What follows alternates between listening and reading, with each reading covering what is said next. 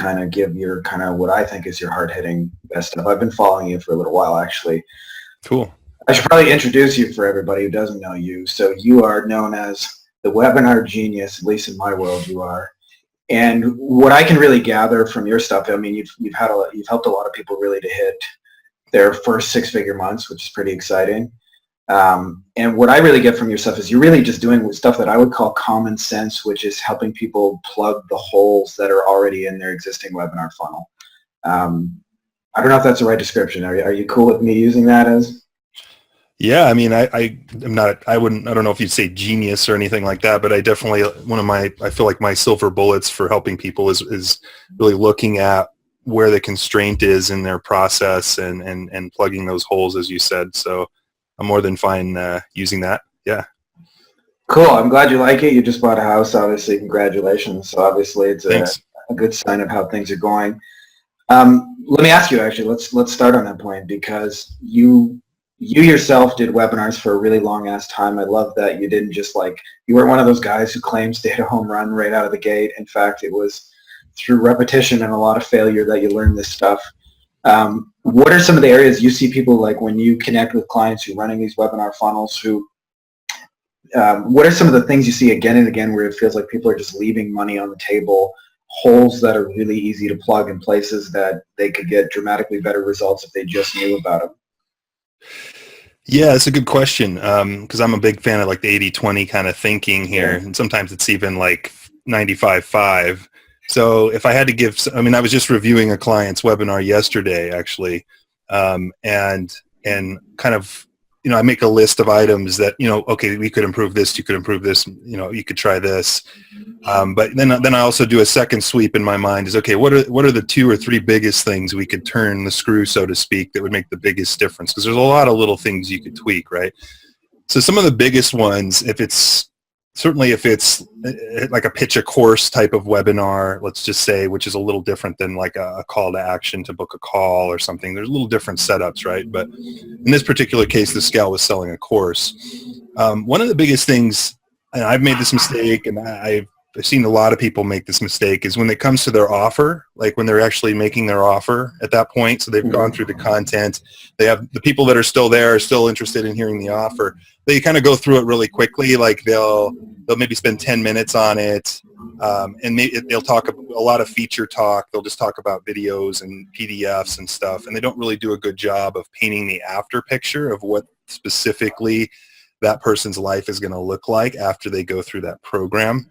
So they kind of give it a gloss over with a lot of feature talk. That's a huge mistake that I see people make. So one of the biggest areas, if you want to obviously improve your conversion rate, is focusing on how you're portraying your offer. What elements are you using? Are you just talking about features? Are you not using social proof? Are you not pre-answering buying questions through FAQs? Are you not removing risk? Are you, there's some fundamental factors there that I think people don't spend enough time on. And there's usually components there that can be improved. The other piece is the follow-up. That's a big one, especially if you're running live campaigns or live promotions with a webinar.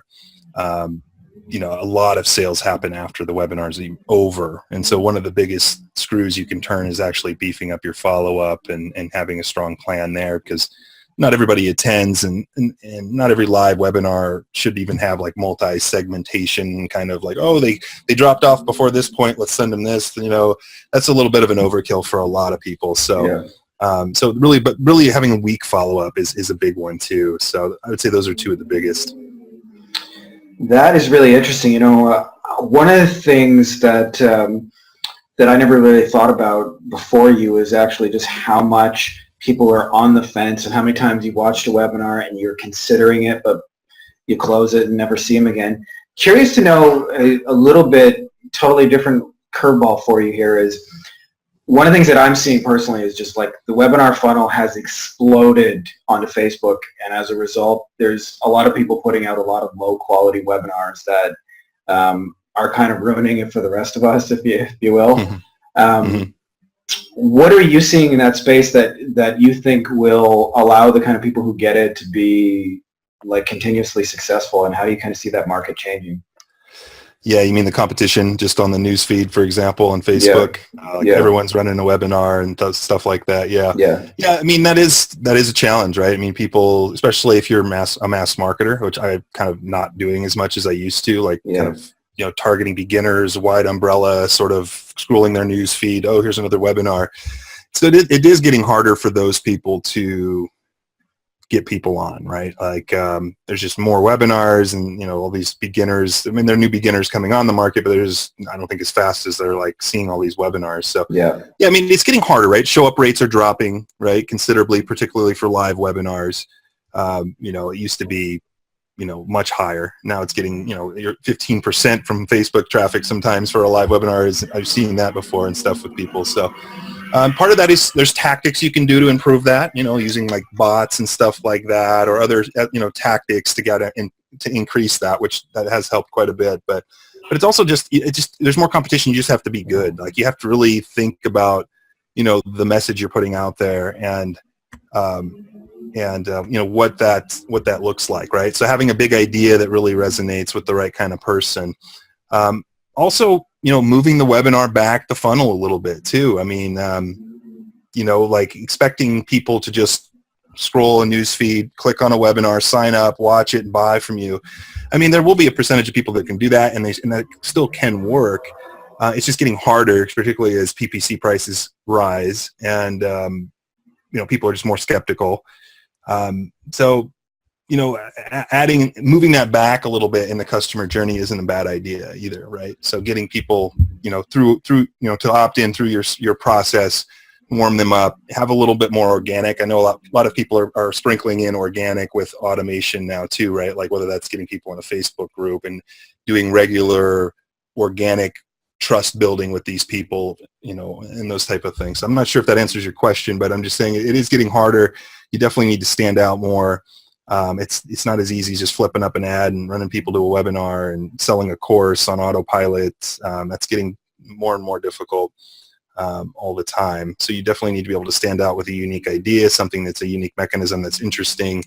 And honestly, it's not a bad idea to do some indoctrination first before they ever get to a webinar. Yeah, I like that you dropped the Eugene Schwartz reference there. What did I say? The unique mechanism.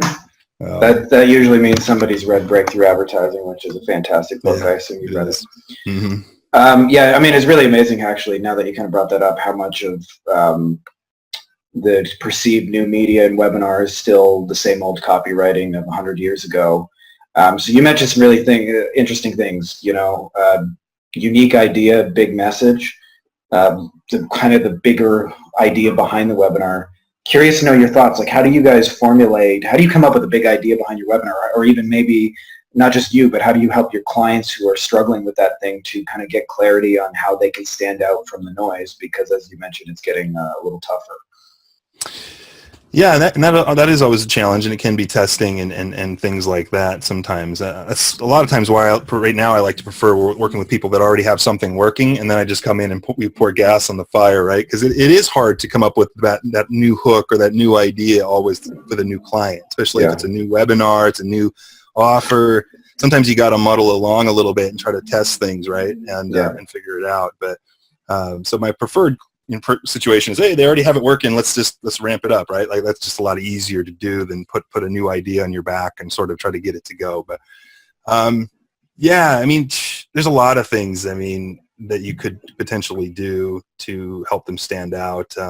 Niching down is, obviously a little bit, like if it's Facebook ads, depends on your market, right? It really just depends on the market awareness spectrum, right? What messages have they already heard? Like I had a client in Hong Kong, and it was super easy to book his webinar, and all it was Facebook marketing for businesses. I mean, that was the promise, basically. I mean, like, it's laughable in the United States, right? You're like, okay, that's not going to do it. So, in the United States, Facebook marketing for business owners, how can we bring that down to like what type? Maybe it's paid traffic for a specific type of business, or, niching down and getting clear on your messaging and your value proposition, and specificity, I think, helps too. In your headlines and hooks and stuff like that. But ultimately, it's sometimes it just comes down to testing. Your personality can be a USP, like you are your USP too. Like I worked with a gal, African-American gal, really brilliant presenter, cute gal. She's really good personality. And I think a lot of why she was just selling a course on how to build courses basically. And then we brought in an Instagram angle, which sort of kind of helped it niched a little bit. And it really took off because but I think a lot of it is just her personality, herself, her own brand, like her own, those type of things. So I think it's a combination of like big idea, value proposition and messaging of the big idea, and then also you as an individual, person and your uniqueness, and kind of trying to bring those together to help you stand out. But I don't really have a magic, bullet for that. Sometimes it's just kind of like collaborating, testing, gathering some data that you can from the market, and then trying to test it and put it out there, man. I don't know, Yeah. Anybody who promises a magic bullet, you should beware of anyway, right? I can't figure that part out. So if I find it, I guess I'll be a millionaire. But feel free to share it with the rest of us. So you've had some pretty big, successful students who kind of like, or I don't know if students is the right word, clients, however you want to do it, people who've gone through and had, big improvements in your webinar and the results of those funnels. So you mentioned obviously pouring gasoline on existing funnels that work.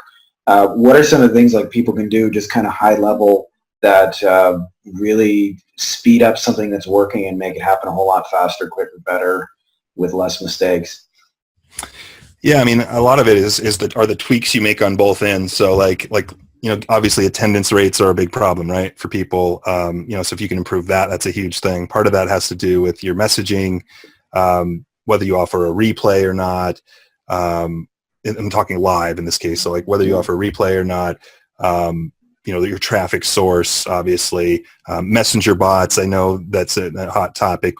We've done that with a few people. That's really ramped up their show up rate, considerably, from like 25% to 40+%, so, you can install things like that on the front end that can ramp up your show up rate. Because if you have a webinar that converts, you get more people to show up, then of course you have more revenue, right? So part of it is ramping that part up on the front end. Like how can you get more attention, more people to sign up, more people to show up? The other big one is honestly the follow-up, as I said before. Like what can you add to that? Because I mean, the vast majority of these people that come through, let's say you're running an ad, and and you're getting more of them to show up, but still the majority of them are not going to buy, right? So you're going to go into a different sequence. What do you do with those leads behind that? Like what can you do to incentivize them to purchase, or building some depth to the funnel? It's not just, I'm not talking like an upsell specifically or anything, but maybe even like a downsell or even some more depth behind that. Which I know that kind of goes past the webinar, but a webinar is just one like piece of things, right? I mean, it's not a business. It's not it's a single tactic in a series and a bigger plan, hopefully, for people. So those are a couple of big things. And then getting into the presentation itself is, like you say, usually it's around the content and the offer, improving there. I mean, that's really interesting. I like that you mentioned, because I'm a big fan of webinars. They worked really well for me, but at the same time, like it's certainly, you can't build a business on just a webinar and plan to retire to an island by 35 from that. So you definitely need some more depth. So I like that you look at the kind of the overall big picture. Now you kind of hinted a little bit at the content. Like what are some of the challenges you see? Because it seems like, at least in my world, I don't know how it is in yours, but everybody has a webinar right now, and not all content is created equally, and some of it actually has the opposite of effect of what's intended, where they're actually pushing people away or confusing people or overwhelming them or boring people to death and so forth. So what are some of the things that you see both done really well and, or on both ends of the spectrum, done poorly in that content section? It's a tough conundrum, because I mean, on one hand, you want to give value, right, to people, but it needs to be, if it's selling a course or booking a call, there needs to be some thought behind what kind of value and content that goes into that. I'm not a believer in just total fluff. I've tested some of this stuff in the past. I'm like, oh, I don't feel good about this. This is basically an infomercial. So I tend to, I would say, focus on teaching big ideas, or making it simple and easy to understand, but excitable as well. So like if you're, for instance, you're teaching blogging, like I was just reviewing a really high top bloggers webinar this last week. He did a good job of sprinkling in social proof stories to illustrate his points. But his points, I mean, obviously, and it all goes back to your hook. Like his hook was how to make your first $1,000 blogging, basically. So beginners, right? And so what are the objections? So it starts with when you're creating your content, what's your offer going to be? And then you work backwards to build the content. So my offer is going to be a course for $1,000 on how to help these bloggers make their first $1,000. Okay, so that's the goal. What do we need to teach them so that they, one, see themselves being able to do that?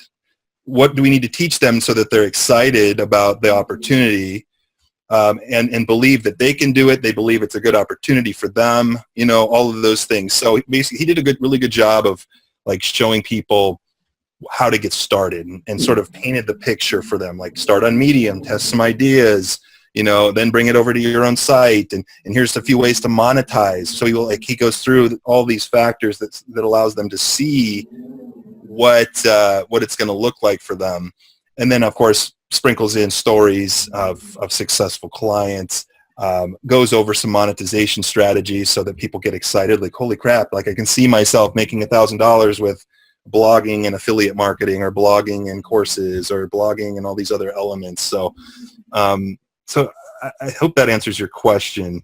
There's some strategy, and this is the tricky part. How much do you give? Do you just versus teach? Because a lot of people will over teach the wrong stuff, and it sort of kills everything or closes the whole loop. And then they're like, okay, this sucks. Or the clients are like, thanks so much, and then they take off. There's no real stretching of the gap or really need for that offer. So there's a bit of an art to it. But I would say the main things are start with the end in mind and work backwards. So like start with the goal of the webinar. If it's to offer a course that's teaching people how to make $1,000 blogging, what do they need to believe about themselves, about blogging, about the industry as a whole, in order to get them excited about doing that thing and taking action on that thing. So it's a little bit, there's a little bit of an art to it, but that's the main idea, is don't just have a bunch of random, here, do this, do this, do this, do this, do this, and then at the end try to stuff an offer on that really doesn't have a reason for them to want to take the next step, or you know what I mean? So yeah, I mean, and that's really like telling one cohesive story and bringing that person through your understanding, which I definitely agree there's an art to it. One of the things that you said that I listened to in something else that I thought was like insanely brilliant, and it's just one of those things that's really true, but I've never heard anybody else say it, and it was my experience anyway, which is that webinars are an iterative process. So it's not just put it up, you make millions of dollars. It's you test, and then you tweak, and then you look for where the people are dropping off, and you change, and you get better at presenting the same material, and then you speak to a few people, and they tell you a few things you never thought of, and you incorporate those in. So it's never just like a hit the button, make it evergreen and grow. I'd be curious to hear just like a good fun story of a webinar you made that totally sucked before you became the genius that you are now. Well, again, I don't know about genius, but I've just kind of failed forward a lot and had a lot of mistakes and seen a lot of different things, So, I mean, I agree. I mean, it's like, look, there's no hard, fast rules. Like I always say, do it live. You should do it live first. You should test it. It's an iterative process. Don't expect it to work right away. Having said that, there's always unicorn exceptions. I just talked to a gal the other day. She's making about $50,000 a month, and she was looking for kind of more help. And I'm like, okay, so how did you get to this point? She's like, oh, I just set up an ad and ran it to a webinar and sold my course. And I'm just like, what? Like you actually, but it was in a niche that's not competitive, right? As well, or it's easy to get dollar opt-ins to your webinar all day long in some of these markets, right? Or it used $2, so it's very market specific, right? As far as generating leads and stuff. But God, stories of webinars that didn't go well. I mean, there's been a few, definitely. I'm not going to lie. I mean, not all clients hit a home run and all those type of things. It's usually around it's usually around, and I don't want to call out specific people if they're watching this, but it's usually because they haven't really sold their offer well, or they don't have a clear marketing message or value proposition at the end of the webinar. It's usually not terribly hard to get signups with a decent hook in Facebook ads, although they can be pricey, but that's usually not the issue.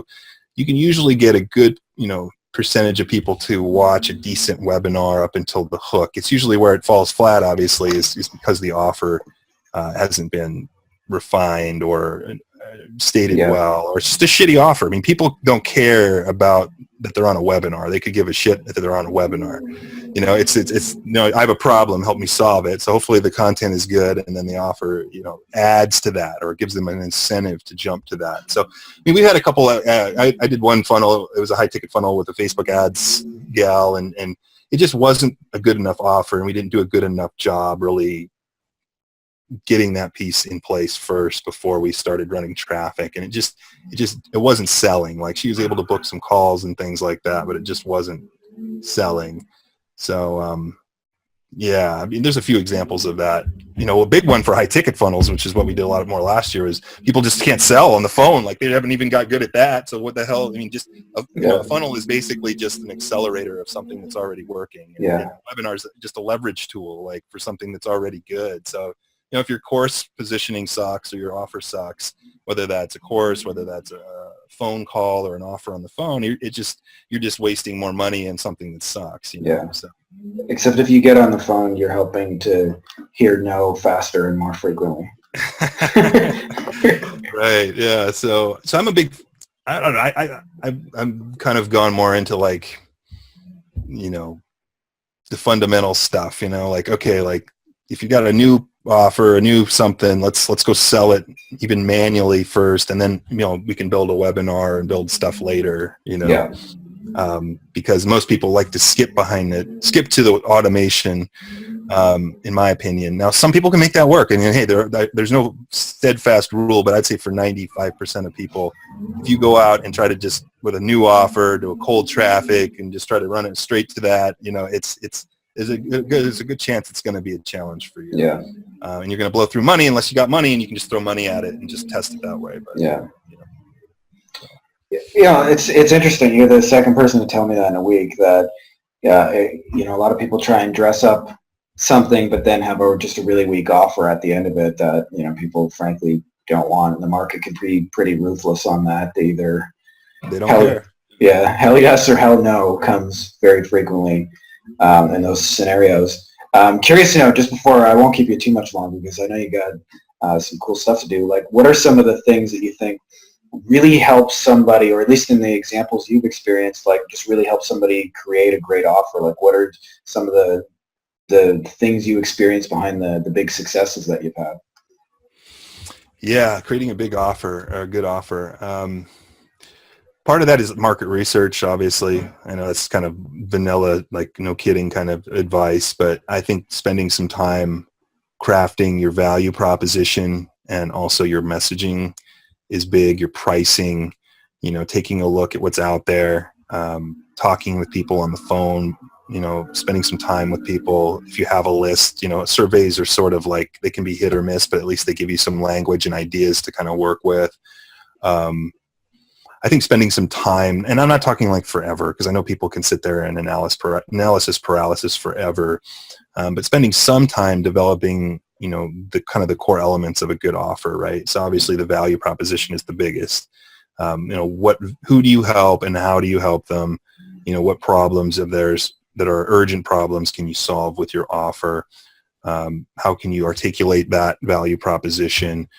What does it cost? What's the risk reversal? All these elements that come into play for a strong offer. The languaging. So spending some time on that, whether that's on the phone with people, whether that's in, combing Amazon's, bestseller, which everyone teaches, right, about looking through the comments or looking through the table of contents or coming up with big ideas there and language, spending some time on that. And then honestly, just going out and trying to book calls or talk to people on Messenger or whatever and see how people respond to it. That's honestly the first thing. Like, 'cause I've kind of gone all in on, like, I like the high-end offers, like, and that can mean different things for different people. Like if you're just getting started, high-end may be different than you, or in a different industry, Yeah. it can be different. But I'm a big fan of the simplicity of that model. Starting with that, working your way down the value ladder instead of like trying to run an ad to a $7 offer and then trying to sell a $197 offer behind that, sort of like the digital marketer model for a lot of coaches, unless you're going to be a pro digital marketer, which, because that stuff's, I've played with that stuff in the past and had mild success, but I've never hit a home run with that. And, I'm sure people do, they're better than me at running paid traffic funnels. But for most people who are coaches, consultants, experts, agencies, like just starting and selling, a decently higher end-ish offer, and even just, getting good at creating content, generating leads, booking calls, closing on the phone, kind of those fundamental things is a much easier path. And then once you bring in some cash and develop some systems, you can start reinvesting that down the value ladder into paid traffic or funnels or courses or other things like that. That's just sort of my current philosophy on the steps to take. But getting clear on the offer, all those elements, and then booking calls, talking with people manually. I know it's not sexy. I feel is a good starting point for new offers, or if you're struggling with your offers, to kind of like cuddle back up and go, okay, like the worst thing you can do is just recluse and get in your own head and try to think your way out of it. Really what you should do is, if you have buyers, talk to them. If if you have non-buyers, talk to them and find out like what's not right here, like what's going on, what am I missing? Actually just getting out there and trying to fix it, not in your own head, but actually out there, I feel you. Actually, I really love when people give quote unquote, I think the sexiest advice personally is unsexy advice, because it usually means I'm not going to give you a bullshit magic pill. I'm not going to tell you it's going to be easier than it is, but what I'm going to tell you actually works if you follow this process. And I think, just there's real wisdom in connecting with actual buyers and figuring out where they're stuck and reverse engineering your market. And I kind of had a very similar journey where, I don't know, I was never good at the $7 plus the upsell. And I think personally it requires testing too many variables before most people have even really got one offer working, right? So you're building step 7 of the upsell and you haven't even sold the $7 ebook or got anybody to click the ad, right? And so it's like you're way, way ahead of where you're going to be. And I think there's definitely wisdom for like get one offer right before you start adding 7 to it and trying to synchronize all those and split test 18 different ways. So that's just my way of saying you may consider that unsexy advice, but I think that's brilliant advice, which is like actually talk to real buyers or potential buyers and reverse engineer where they're really stuck at and design your offer to actually fill a real need. And if you're like a coach or a consultant or a service provider, start at the top of quote unquote the value ladder, right? A lot of people start just at the bottom. And I know that if you don't have any contacts, you might need to do some kind of lead gen to get it started. But for a lot of people out there, maybe you have a bit of a list or some connections, create a decently high-end offer. Again, that can range in price point depending on where you're at in the industry and all that kind of stuff. And then work your way down the value ladder. Like if you can start bringing in some clients, even if you have to work one-on-one with some people. I know some people say don't do that, go right for the group.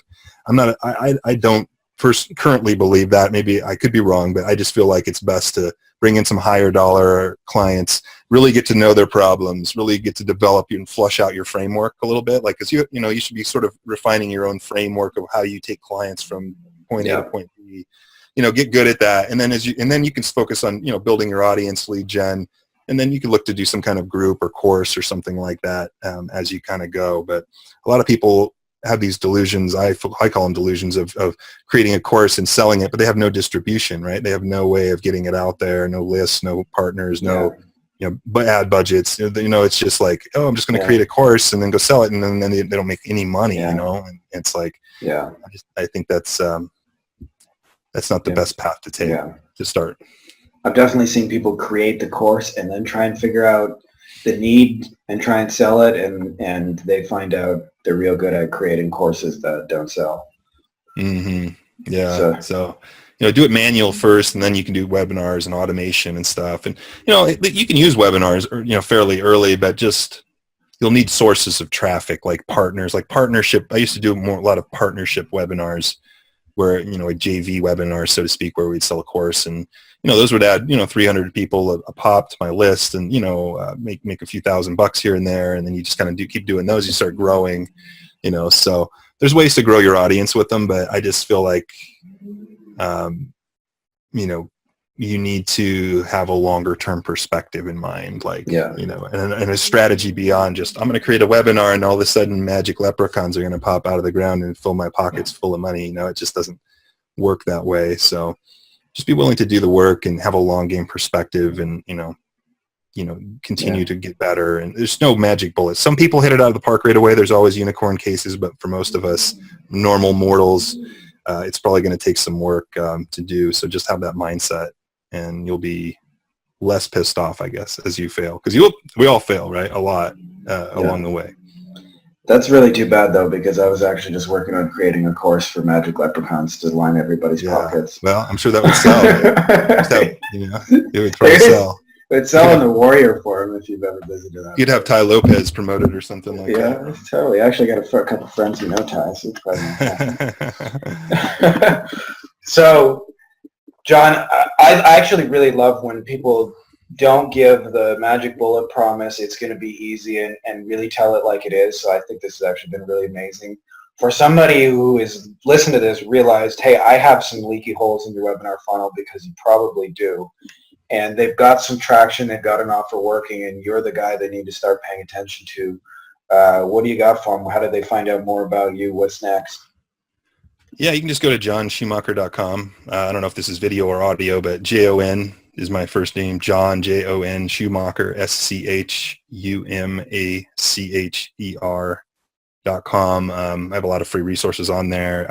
That's where you can book a call on my calendar, or contact me, or download my lead magnet and go into my systems and, you know, get some free information and stuff like that. And if it resonates with you, then you can, of course, book a call. I do everything almost all through book a call now. I do have a couple courses and stuff on the website that I've sold over the last couple of years, but mostly it's just, you know, I want to talk to good people that are, you know, making, you know, 20, 30 grand a month or so, coach, consultant, service provider. They have some results, they have some momentum. Maybe they're running a webinar already, but they want to really ramp that up. They want to get better attendance. They want to get better sales. They want to improve their systems. They want to improve their offer, you know, those type of things. I always want to work with those type of people. So you can head over to jonschumacher.com, and there's a place on there to book a call with me or contact me, or, you know, kind of grab some free resources or read my blog a little bit and kind of get a flavor for how my mind works, and go from there. He is an evil genius. I wouldn't have connected with him otherwise. So I hope you guys enjoyed this as much as I did. And John, obviously, thanks for being super cool and telling the real no bullshit, hard work story of how to make a webinar that, you know, gets results. If you figure out an easier way, let me know.